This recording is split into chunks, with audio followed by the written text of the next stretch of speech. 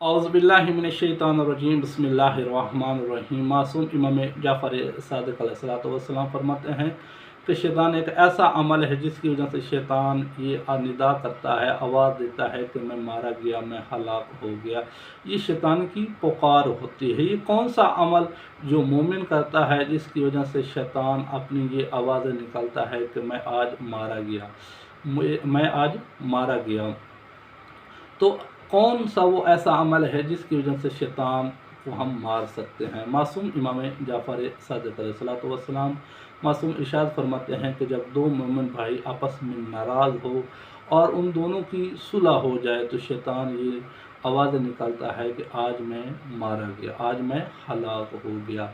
तो मोमिन को चाहिए कि शैतान को जिससे आप नाराज़ हैं आप कोशिश करें कि उनके साथ आप सुलह करें। जब आप सुलह करेंगे तो उसी वक्त शैतान मार दिया जाएगा, शैतान हलाक हो जाएगा।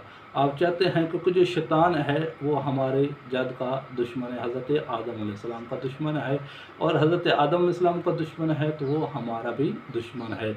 हम चाहते हैं कि हम अगर शैतान को शिकस्त दें, शैतान को मारना चाहते हैं तो हम मोमिनीन के दरमियान में सुलह कराएं। जब हम सुलह कराएंगे तो शैतान मार दिया जाएगा, शैतान हलाक हो जाएगा। शैतान ये रो रो कर कहेगा कि मैं आज के दिन मारा गया हूँ, मैं आज के दिन हलाक हो गया हूँ। तो इंसान को कोशिश चाहिए कि जिन मोमिन के साथ आपकी नाराज़गी चल रही है आप उनके साथ सुलह करें। जब आप सुलह कर लेंगे तो फिर इस दुनिया में इसका अजर तो आपको मिलेगा। तो जब अजर यही होगा, जब आप मोमिन के साथ सुलह कर लेंगे तो आपके ऊपर कोई भी मुसीबत, कोई भी मुश्किल आएगी तो आप उनके साथ वो मुसीबत शेयर करके उसको आसान कर सकते हैं।